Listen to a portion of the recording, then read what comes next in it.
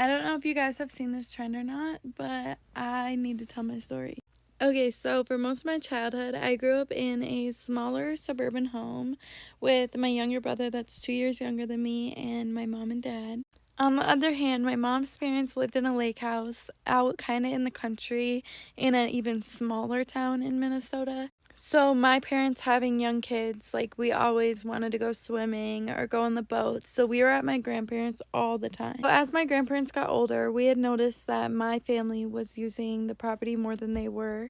They then decided in 2016, when I think I was like 10 years old, that they were going to sell the house to us. So after we decided to move, we put our house on the market, and I remember it sold really fast. And we didn't have anywhere to stay, and we didn't want to like get an apartment for the time being, so we moved in with my grandparents. Like in the house we were buying before it was remodeled and everything. My grandparents were also working on building a house like about 5 minutes from their house at the time. So we lived together in the same house for about 3 months because our house had sold too quickly and their house was just being built. At the time when we moved in here, just waiting for my grandparents' house to be built, I was staying with my brother in my uncle's room, and my parents were sleeping in my mom's room because this was the house that she grew up in. And then my grandparents, slept upstairs in their master bedroom. So in the room that me and my brother were staying in, it was kind of like just a box, and then there was a door on a walk-in closet. And I always just got like eerie vibes going into that room. I never knew why, I just did. I remember there would be times too when we lived there with my grandparents that I would be in that room and I would like be humming a song or like singing it, sort of kind of like under my breath. Nobody would be in the house, and I swear like I heard somebody finish my song coming from that closet. Like it happened twice. I was freaked the fuck out.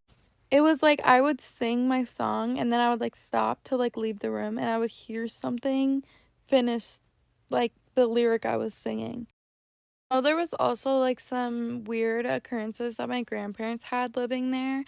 I'm not really sure exactly what they were, but I know like my grandma like told the ghost in the room like, if you're here, like turn on the radio, and like the radio was broken and it turned on, like just some weird stuff. So 3 months down the road, we ended up moving into my grandparents' house that they had just built, like 5 minutes away, and we were waiting for this house to be remodeled. So once the house was done, I was given the choice as the oldest child which room I wanted, and my brother's room, which just for like context, I am in this house right now that I'm talking about. But my uncle's room at the time, which is now my brother's room, is actually bigger than this room that I'm in. And this room is like the room my mom grew up in, which I think is just so cute that I can grow up in the same room as her.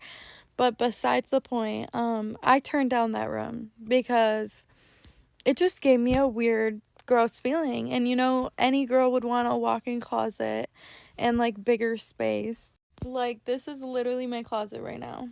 My brother has a whole walk-in closet. I just turned it down because it was fucking creepy. And when we would decorate in that room, like my dad told me he would like get like an eerie feeling over his shoulder, and just like he didn't like the vibes of the room either. Like I don't know, nobody did. So I just remember like living here at that time, there was a lot of weird occurrences. Like there was one time when my brother, he had lost his AirPods and he had went to like look for them, and they flew out from under his bed. Like full on just flew out from under his bed. Nobody was under there, like no cat, no nothing, no explanation. I don't really recall many things happening before I knew the story that I'm about to tell you, but shit was just weird. Anyways, like fast forward 3 years, we had lived in this house. It was great, loved it. My mom had decided to tell me a story that I was finally like old enough for, because she didn't want to scare me and she hates talking about it, but she decided to tell me anyway, so I was aware. And I'm going to try to recite this story as best I can. I do not know exact details, like it's my mom's childhood. I have no clue, but this is what she told me. So when my mom was a kid, see, and like weird shit like that happens. My TV, oh, never mind, I'm on the remote. So anyways, when my mom was a kid, my grandparents would always go out, so they would always have a babysitter, and they kind of had like the same consistent babysitter. This one particular babysitter, they would always play the Ouija board with. My mom was like 12, maybe even younger at this time. Like, they did not know what the fuck they were doing. I don't know how old the babysitter was, probably like 16. But she had told me that one time they were playing it at this house, and they ended up getting this guy named Frederick. And Frederick had told my mom that he had watched her grow up and he was like in love with her. He said he was 17 and that his bones were in the lake, which, keep in mind, we live on a lake, so creepy. But he just like basically told my mom that he watched her all the time. She also said that when they were playing the Ouija board and got Fred, they went outside to play some more because it was nice out or something. And the wind would always pick up whenever they would talk to him. And they actually got interrupted by like an angel. I don't remember what angel, but it's like a known angel. You know, if you hear that name, you know it's like a good angel. But they got interrupted by an angel like saying like, you need to stop talking to this person, and then like completely cut off. And like Fred was back again. They didn't stop, but so this Fred was like saying that he could like tell them anything and whatnot. And them being outside and like living on a lake, there was a girl on a jet ski. And my mom had said, like, if you can do anything, then knock that girl off her jet ski. And he's like, I can't do that, but I can tell you the name of her. And she was like, okay, like, what's her name then? And I think it was something like Jessie or something like that. I can't remember the exact name. And I also don't want to say exact names because these people are still around here. But whatever. A couple weeks passed. My mom's hanging out with one of her friends. Let's call her Robin. And those two girls, my mom and her friend, were going to go to their boyfriend's house. Let's call him Gavin. I don't know. So they were all friends. They go to Gavin's house, and Gavin introduces them to his sister, Jessie, the bitch who was on the jet ski. And I'm pretty sure they just moved there or something, because you would ask me, like, how didn't they know their friend's sister's name? I think they just befriended him. But whatever, so weird, right? Well, my mom, like, being in a small town, grew up with a bunch of friends that lived around here. So she grew up with a guy, let's call him Aaron. We actually still live by them till this day. I grew up with Aaron's son, and if he knows what I'm talking about, and if he knows it's him, I don't even know if he knows the story. But Aaron's son, if you don't know the story, here you go. This is what I be hearing. But like, Aaron and my mom would play the Ouija board together with their friends from the neighborhood. And there was one time when Aaron's father was having a house party, supposedly, but they were playing the Ouija board and they got Fred. And Fred at that time had said that he was at my mom's house holding her hair tie. Really weird, but they had asked him, like, if you can tell us anything, like, who's gonna come through the door next? And he said, Bobby. And all of a sudden, Bob walks in. And then the next person, he starts cussing, like, on the Ouija board. Next person that comes in is Aaron's aunt, and she's, like, cussing like a sailor. Like, I don't know what she was mad about, but she's mad about something. But it was, like, not coincidental. So the last occurrence I know that they had with Fred was a time that my mom wasn't playing, but Aaron and her other friend, let's call him Travis, they were playing the Ouija board. They had asked Fred if they knew how they were gonna die. Or like when or something. I don't know. They were so small, like little ass kids. I don't know why you would ask that, but they did. Now, I need to make a part 2. I'm so sorry, but this is already 10 minutes long. The shit you're gonna hear next is fucking crazy. Friend, what we heard was freaking crazy. Go ahead and go follow her TikTok. You see it. Go follow her to hear that part 2. But we got that part 1, and whoa, friend. No. We don't play with Ouija boards, friend. Nope. Never seen one in my life. Don't plan on seeing one ever in my life. Nope. Stop it. And when the angel spoke, why didn't we listen? Well, I understand we're young, but I feel like even at a young age we know angels. I feel like maybe not. But if somebody's like interrupting your conversation, like, okay, you need to stop talking to this person, I feel like me personally, I would have been like, okay, you ain't gotta tell me twice. I don't have to fuck around and find out. I heard you the first time. That's in the conversation. And the fact that the little girl was like, knock that jet ski person off. What? What? Like, that's how they get you right there, where they're like, oh, I can tell you anything. God can tell you anything, you know, can tell you anything you want to know. And literally, if you ask, he will tell. So why we gotta, outsource? We don't need to outsource. No, we don't. We don't. Friend, be safe. She's still living in the house, friends. In the house. That's the house. Like, the room apparently is right across. You know what I'm saying? Like, I'm assuming if she's still living there, her younger brother is still living there too, in the room. The daddy and the daughter felt the energy, but were just like, you can stay there and go set the brother up. Like, oh, yeah, you can take it. The fact that he been watching you your whole life, watch you grow up, does that not creep you out? What was she like? Was she 13 at that time? She was 13. He was 17. See, now you got me rethinking about living by a lake or by water. Like, no. Your friends playing with it. He's like, yo, he got your hair tied. He doing too much. He doing way too much. He know way too much. Like, no. We don't even know who y'all talking to. I would like to know if she's still talking to her. Well, from what it sounded like, there's still things happening in the house. And you're telling me that the grandparents already knew about it, your parents knew about it, and now, no. What would y'all do? What would y'all do? You hear this story like, oh, your parent decided to wait to tell you this story? I mean, we see that video where her parents waited until she was out the house to tell her that the house was haunted. So some of y'all like, no, I would want to know. Me, I don't think I would. Okay, story time. But before we get started, let me tell you something. Prior to what I'm about to share with you, I was not an avid believer in ghosts, but now I am. So maybe about 13 years ago, me and my sister were just chilling in our apartment. We were just like playing video games, kikiing, having a girls' night, right? So I was laying on the floor and she was sitting next to me on the floor. And out of like the peripheral vision that I had, there was like a bright light on the couch. And I like literally slowly turned my head to the couch and there was a woman, a younger woman, probably in her late 30s maybe, wearing 1950s clothing, dark hair, the like retro 1950s, glasses that the wives would wear, something kind of like this. And she was just sitting behind this bright light.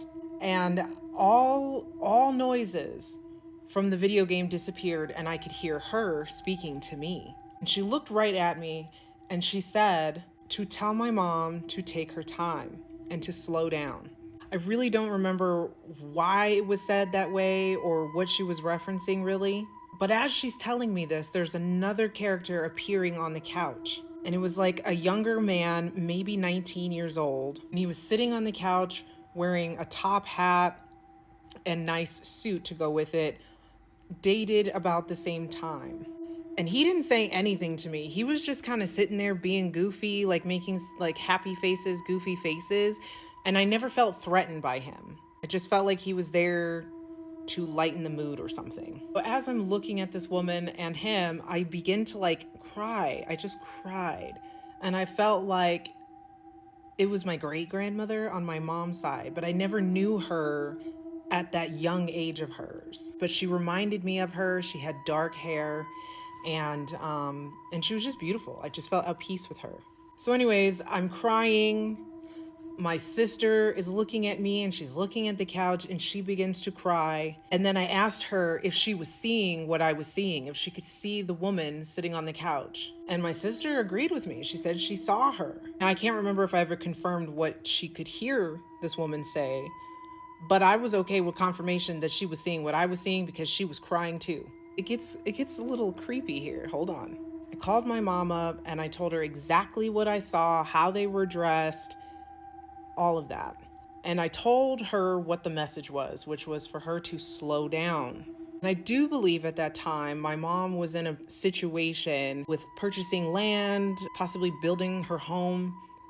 And she was really, really stressed out about it. And that was like the only thing that I felt like was clicking for her and for me to figure out, like, what does slow down mean? I told her about the boy. She really didn't say anything, and we kind of left that conversation, right? But now I'm about to tell you exactly when this incident gave me chills and made me believe. I called my grandmother right after talking to my mom, and I told her the whole scenario.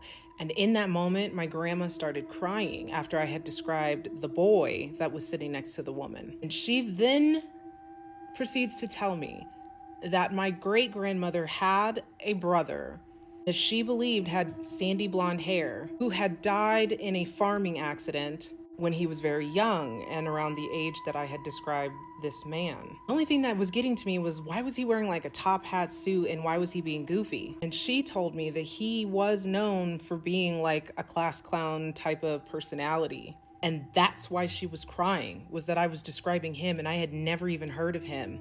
So yeah. Do I believe in ghosts? After that incident, hell yeah. You damn Skippy friend. You're like, wow. Because at first, you know, if you was paying attention to my face, if you saw my face, I would just like, Hoppo, who this woman? You know what I'm saying? Who these people in my house? Like, it's just random people just popping up and appearing and showing themselves. But when she was like, oh, it was my great grandmother, it was just like, oh. It was like an ease, like, okay, that's why you not freaking out and scared. Like, you know these people. They invited. They always, you know what I'm saying? So it was just like, okay, now that I know. So that was so sweet. Like, some people have those gifts. I know I was telling you about some people in my family that have those gifts where ancestors come to them to relay a message, to help out the family or comfort the family and everything. So that was really sweet and touching. I'm glad she got to meet her family that she never got to meet. That is beautiful. I love that for you, friend. I love that for your whole family. It was like everybody got something out of that. The fact that you and your sister saw it together was great, because I feel like if something happened to me, I'm definitely going to tell everybody, and especially the person that's there with me. And that's going to be a shared experience that we're going to have forever. Like, I'm going to go back to you and be like, did that happen? And they're going to be like, yeah, that happened. Like, I have a few moments in my life where I've witnessed something with somebody, and I go back every now and then and be like, hey, did this really happen? And they'd be like, yeah, that really happened. Because sometimes with my imagination and with my dreams, I don't know about y'all, but lately my dreams have felt real, like real life. And it's hard for me to distinguish what's real life and what's in my dreams nowadays. Just recently, I'd be like, did that happen? And I'd be contacting the people who are in my dreams and be like, hey, did this happen? Did this happen? And like, no, that didn't happen, but it sounded like it could have. And I'm like, okay, so I was dreaming about this. So yeah, friend, that is beautiful. I'm glad y'all experienced it and had that message, and you met your family and all that reassurance. That was good. I'm glad your sister was there to witness that with you. I honestly would have asked more questions, like, did you hear what I hear? Like, I know you saw what I saw, but did you hear what I heard? But maybe she didn't. I feel like if she did, she would have probably said something. Maybe that message was just for her because she knew what to do with that message. Maybe. Okay, so I actually told the story yesterday, but I wanted to stitch this video and tell it because more people need to see it because it's so freaky. This is my best friend's story. She reminded me of it yesterday, and I cannot believe I haven't shared it yet. So this is when her and her ex-boyfriend were dating, and she was staying over at his house. They had stayed up super late. They were watching YouTube videos, and they just got distracted. It was like 1, 2 in the morning, and they decided to go lay down. So they get in bed. They're laying there. They're on their phones when they hear this rapid knocking on the window. It sounds like... So their first thought, of course, is like, oh, his roommate got locked out. He needs us to go open the door for him. So they both get up, they go see if his roommate's outside, and they go to the front, and there's no car out there. So they're confused, because he's like, well, he can't be here, his car isn't here, so maybe it's just some kids pranking us or something. They go back to the room, they turn off the light, they lay back down. As soon as their heads hit the pillow, they hear it again. So now her boyfriend's mad, because he's like, no, someone's messing with us. So he gets up, he owns a pew-pew, so he gets it, he goes, and he turns on the light and waves it out the window, just to like scare off anybody that's out there, and then he decides he's gonna go walk around outside to make sure no one is hiding. So he gets up, he goes and he walks around the entire backyard and no one's out there. And this is not a house with like a big yard. Like, it's in the middle of town. There's no one outside. There's no one on the streets. There's no one around. So he feels confident that whoever it was is scared off now. He goes back in. My best friend's up and she's like, what's going on? He's like, there's no one out there. It's fine. So they go back in the room. They turn off the light. They lay it back down. As soon as their heads hit the pillow, they hear 3 knocks, super slow. She said at this point they were both so terrified they literally didn't speak about it. Neither of them got up. They just laid there and went to sleep because they knew that something was messing with them and they knew it wasn't human. People knocking but they can't get in. No, because I am not going to investigate that right there.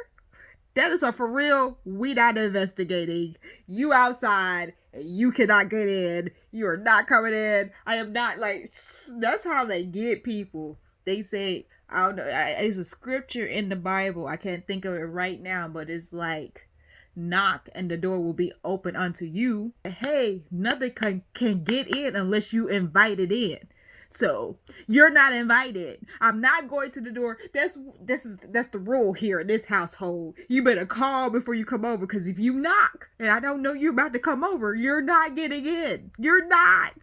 Anyone who comes over here to visit has a key.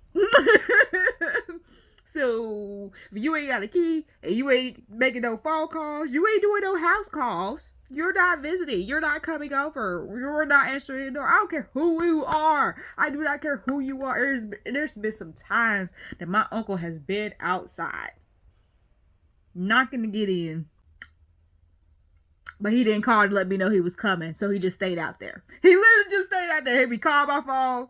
I answer. Let me in. No, I can't do that, sir. Why can't you? Because I didn't know you were coming over. So, sorry, friend. You want to call back and make an appointment. You need to schedule your visit time. Like, what are we doing?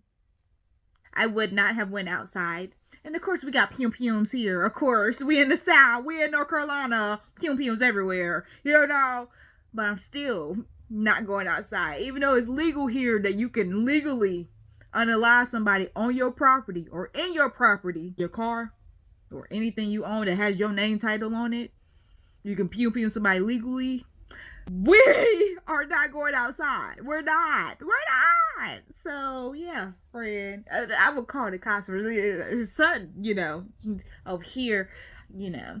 But I would still call the cops. I will. The cops are your friends. I grew up in a neighborhood where cops lived in the neighborhood. So, well, my friend grew up in the neighborhood where cops lived in the neighborhood. I grew up in a neighborhood where cops were frequently called to be in the neighborhood, not living. They were just, you know, while they on the clock, they coming over, you know. But yeah, be safe. We ain't gonna talk about that. I don't know if I could just go to sleep, because I would probably be too scared. And I would have to know, did that happen again, or was it just that one night? Because that's different. I have more questions that I don't know if I should ask. I know I'm too scared to ask questions right now. Like, it's just like, maybe I don't want to know. Maybe I don't. So yeah, subscribe.